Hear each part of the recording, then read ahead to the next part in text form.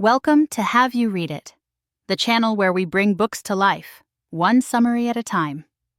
Today, we're diving into The Courage to be Disliked, a fascinating exploration of Adlerian psychology presented as a dialogue between a young man and a philosopher. This book isn't your typical self-help guide. It challenges conventional wisdom and offers a radical perspective on happiness, freedom, and interpersonal relationships. Over several nights, the philosopher guides the youth through the core tenets of Adlerian psychology, sparking intense debates and ultimately leading to a profound shift in the young man's worldview. The story unfolds in the philosopher's study, where the young man initially seeks to disprove the philosopher's claim that the world is simple and happiness is within everyone's reach. He views the world as complex and happiness as an absurdity. The philosopher, a specialist in Greek philosophy who has also extensively studied Adlerian psychology, welcomes the challenge. Their conversation begins with the idea that people can change. The youth argues against this, using the example of a friend who has shut himself in his room for years, unable to overcome his anxiety and fear. The philosopher introduces the concept of teleology, the idea that we are driven by present goals rather than past causes. He argues that the friend chooses to stay inside, creating anxiety as a means to achieve this goal. This challenges the Freudian concept of trauma, which Adlerian psychology rejects. The philosopher argues that we are not determined by our experiences, but by the meaning we give them. The youth remains skeptical, citing his own anger at a waiter who spilled coffee on him. The philosopher contends that the youth manufactured his anger to achieve the goal of shouting and making the waiter submit. He suggests that emotions are tools we use and that we are not controlled by them.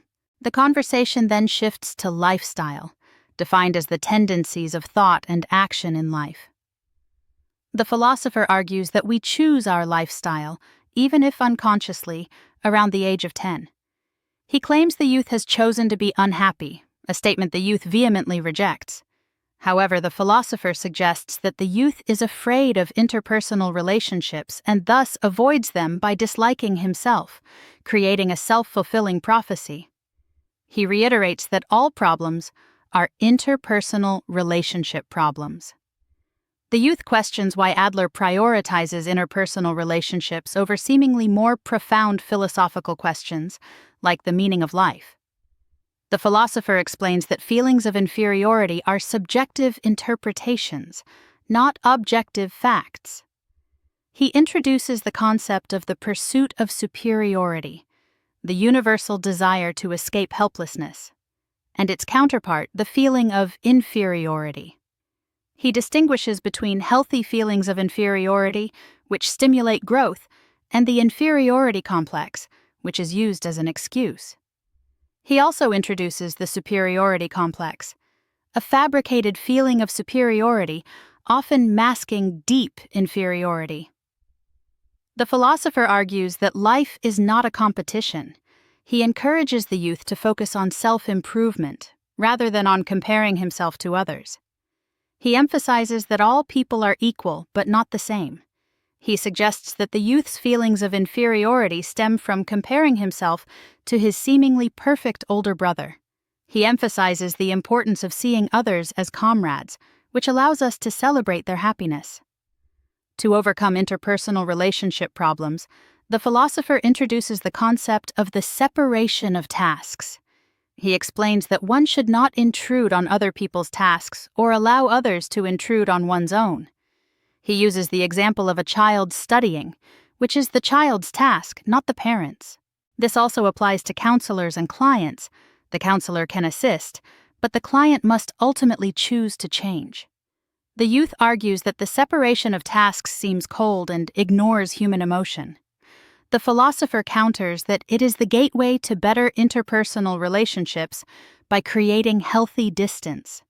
He uses the analogy of the Gordian knot.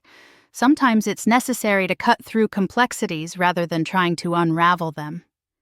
He also emphasizes that one must not seek reward in interpersonal relationships. Freedom becomes the central theme.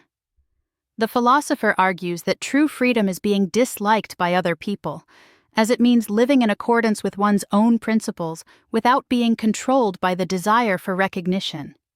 He argues that we are not living to satisfy other people's expectations, nor are they living to satisfy ours. The discussion then shifts to community feeling, the sense of belonging, and the desire to contribute.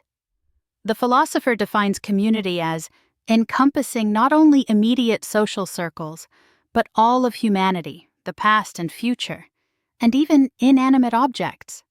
He emphasizes the importance of listening to the voice of the larger community when facing interpersonal difficulties. The philosopher argues against praise and rebuke, claiming they create vertical relationships. He advocates for horizontal relationships, based on equality and encouragement rather than manipulation. He suggests that true worth comes from feeling, I am of use to someone, a feeling of contribution. The youth struggles with the idea that worth comes from being of use, questioning the worth of those who seemingly contribute nothing, like his bedridden grandfather. The philosopher introduces the concept of valuing existence itself, rather than just actions. The philosopher defines happiness as the feeling of contribution. The youth argues that this definition is simplistic and ignores self-realization. The philosopher explains that self-realization is not a destination but a way of living earnestly in the here and now. He uses the analogy of dance. The goal is the dancing itself, not arriving somewhere. He argues that life is a series of moments, not a linear progression. He encourages the youth to live like he is dancing, focusing on each moment. The philosopher cautions against excessive self-consciousness and the pursuit of easy superiority, encouraging the youth to embrace normality.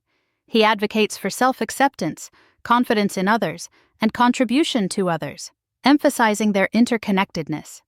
He introduces the concept of harmony of life, urging the youth to see the whole rather than focusing on isolated negative experiences. He uses the example of a workaholic, whose life lacks harmony because it prioritizes work over other life tasks. The philosopher identifies the greatest life lie as not living in the here and now. He encourages the youth to shine a spotlight on the present moment and live earnestly without being overly serious. He emphasizes that life is always complete, if lived earnestly, regardless of its length. Finally, the philosopher addresses the meaning of life, stating that life in general has no meaning, but that we must assign meaning to it individually.